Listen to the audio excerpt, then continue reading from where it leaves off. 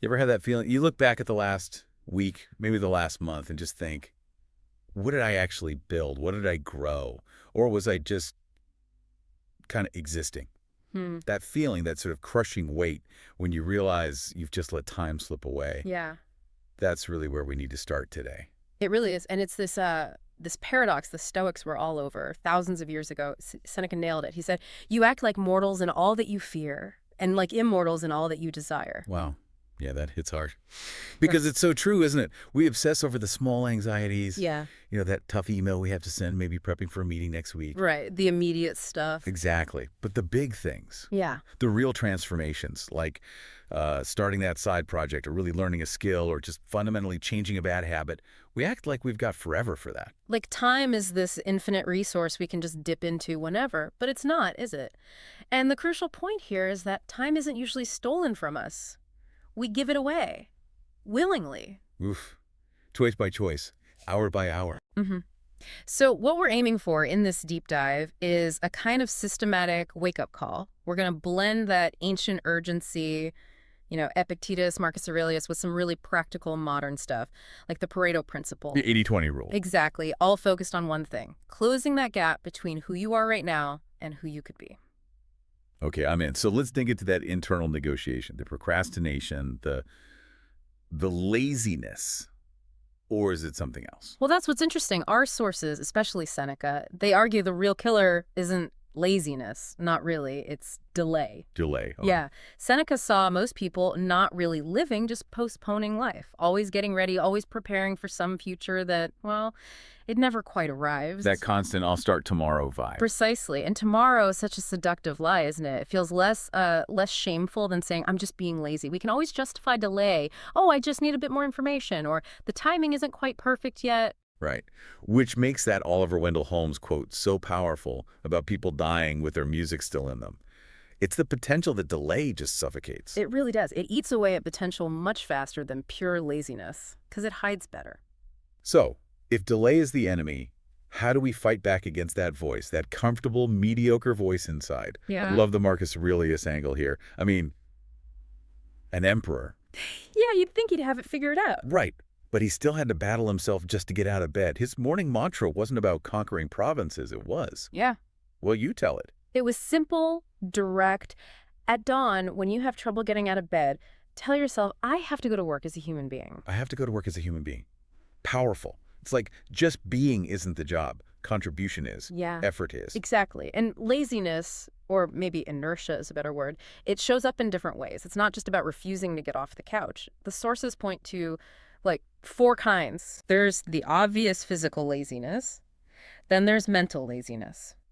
That's where you think about the problem, maybe research it endlessly, plan it, but you confuse that with actually doing something about it. Ah, yeah, like spending all day planning the perfect workout routine, but never actually, working out. Totally. Then there's emotional laziness. That's avoiding the hard conversations, the uncomfortable truths, choosing that momentary ease over long-term resolution or clarity. Mm-hmm. Delaying the breakup, avoiding the feedback. Exactly. And the last one is spiritual laziness. This is when your actions just don't line up with what you say you value. Claiming family is everything but working 90 hours a week on stuff that doesn't matter. That disconnect, that's spiritual laziness. Okay, so we need concrete ways to fight back against all of these. Where do we start? Well, the Stoics give us voluntary discomfort. It's about deliberately choosing the harder path sometimes. Not to be miserable, but to build that mental and emotional resilience. Like taking the stairs instead of the elevator, or reading a challenging book instead of scrolling social media. Precisely. Small choices that strengthen your no muscle to easy comfort. And that pairs really well with some Maudie's rules, like the 2-minute rule. Heard of that one? Yeah, if it takes less than 2 minutes, just do it now. Bingo! Answer the text, put the dish in the dishwasher, file that one paper. Don't let tiny, easy things pile up and become this big cloud of, I have so much to do. It stops small delays feeding bigger ones. And for the big, scary tasks. You break them down, make them ridiculously small. What's the absolute first tiny step? Do that, then the next. It kills the overwhelm. Right, defeating the inertia. But okay, say we beat laziness, we beat delay. Yeah. We still need to know where we're going, right? That lack of clarity feels like a huge trap. Oh, it's massive. You nailed it. So many people are stuck not because they lack energy or resources, but because they lack clarity. They're drifting, Seneca again. If a man knows not to which port he sails, no wind is favorable. Love that. Then anchorless ship. Everything feels random. And when you don't have a clear destination, you fall into the trap of prioritizing based on urgency, not importance. That's the killer distinction. Explain that more. Urgency versus importance. Sure. When you live by urgency, you're constantly reacting. You spend your day answering emails the second they arrive, dealing with other people's minor crises, putting out fires, stuff that feels pressing but doesn't actually move you towards your big goals. So you're busy, but not productive in a meaningful way. Exactly. Effective people focus on importance. They make conscious choices about where to put their energy based on what truly matters long term. Okay, that's a huge mindset shift. So how do we, the listener right now, how do they figure out what's truly important? How do we find that magic 20% of effort that gets 80% of the results? Right, the Pareto principle, the 80-20 rule. That's the foundation. You absolutely have to identify your high-value 20%. What are the few activities, the few clients, the few habits that generate the vast majority of your desired outcomes? And then just focus ruthlessly on those. Ruthlessly. And learn to ignore or minimize almost everything else. That's the hard part. Saying no. So tools to help with that.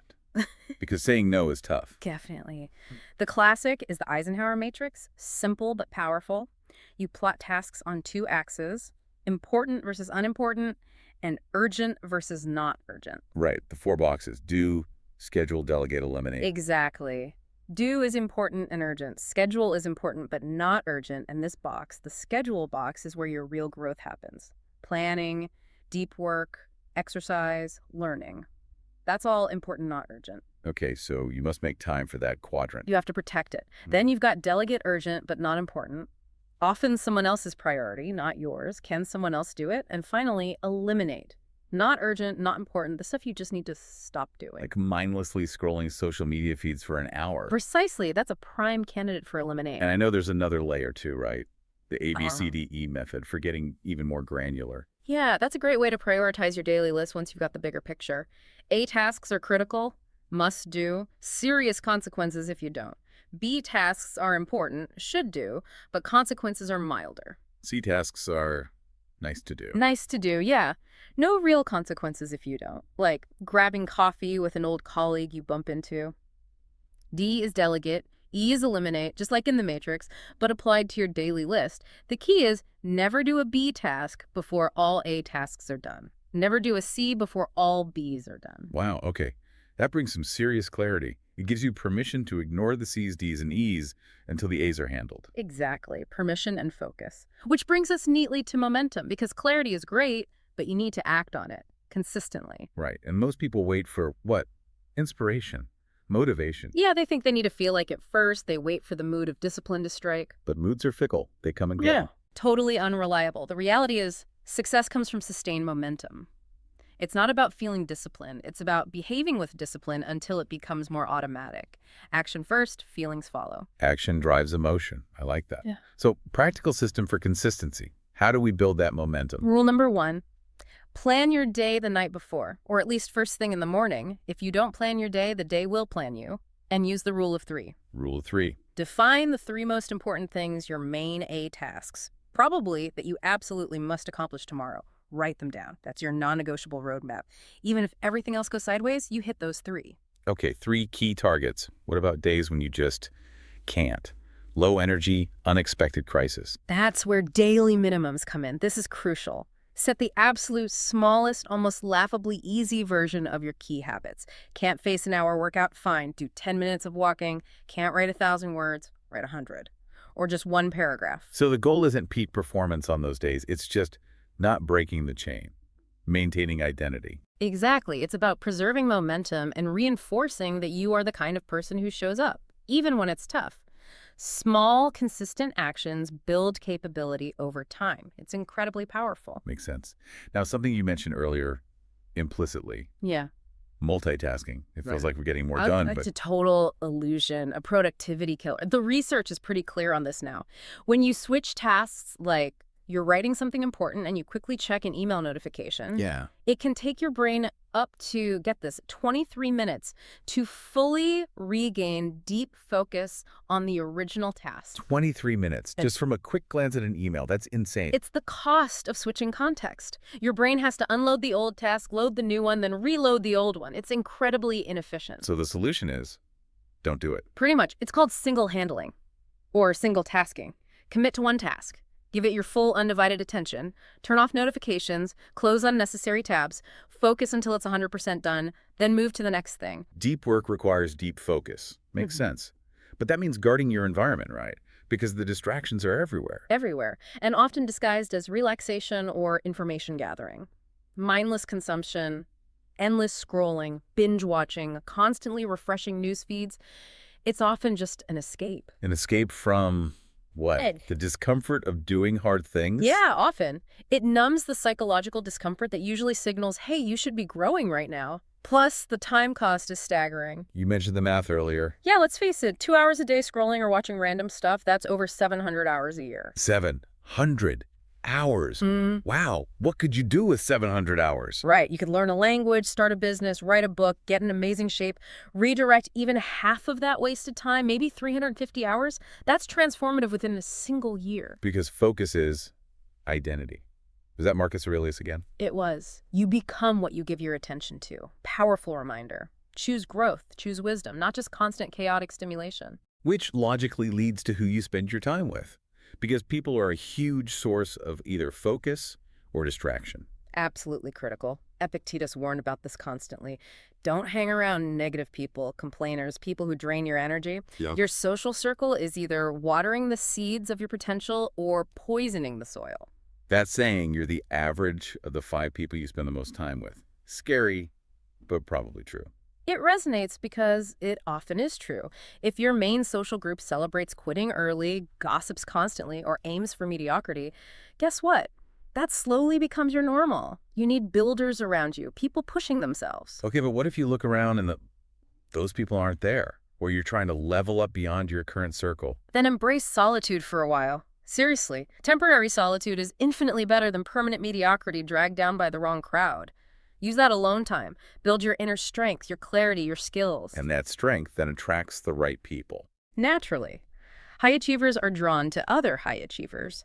Competence respects competence. Solitude isn't loneliness, it's a training ground. Okay, final stretch here. Let's talk about the unavoidable stuff. Boredom, discomfort, commitment when things get tough, or just monotonous. Ah, yes, boredom, the great filter. People think mastery is exciting all the time. It's not. It's repetitive. It's often incredibly repetitive. Mastery requires mastering boredom. It demands showing up for the unglamorous, seemingly mundane practice day after day after day. If you constantly need novelty to stay engaged, you'll never achieve depth. Boredom tests your commitment. Is it real or just based on needing entertainment? That's a tough pill to swallow. We're so wired for novelty now. We are, but deep work isn't always novel. And alongside boredom, you need the engine. We can't talk commitment without talking health. Right. You can have all the best intentions, but if you're exhausted, You've got nothing. A weak body can't sustain a strong mind.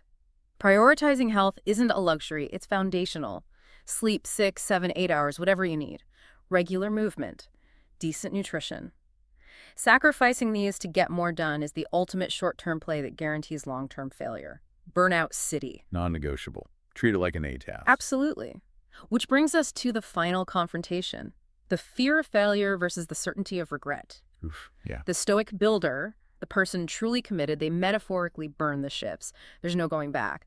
Because they understand the choice isn't between comfort and failure, it's between the pain of discipline and growth or the crushing lifelong pain of regret. And failure. Failure's data, right, if you learn from it. Exactly. Failure is temporary. Yeah. You try, you fail, you learn, you adjust, you try again. Regret is permanent. Looking back in 10 years and knowing you didn't even try because you were afraid, that's the real tragedy. That's the pain that lasts. And that brings us full circle, back to Marcus Aurelius and obstacles. Right. The Stoic mindset flips the script on setbacks. The impediment to action advances action. What stands in the way becomes the way. Problems aren't stop signs, they're raw material. They're the path itself. The only real failure is quitting the journey.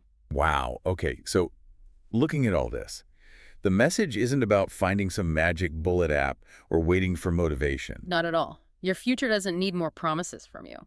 It needs your deliberate action, starting now, today. Let's quickly recap those core tools then. We need clarity. Know your port, know your why. Use the 80-20 rule in the Eisenhower matrix to focus on importance, not just urgency. Then consistency. Build momentum. Use the rule of 3 for daily targets and daily minimums to never break the chain. And focus. Practice single handling. Guard your attention fiercely. Use the 2-minute rule to kill small delays before they grow. Surround yourself with builders or embrace solitude to become one. And remember that core truth. Comfort, fueled by delay and distraction. It feels nice, but it's a prison. Discipline. That's the key that unlocks the door. Real freedom. So the final question for you listening is, are you going to use that key? Or are you going to wait, hoping the door opens itself until time finally runs out? Don't wait. Start building today.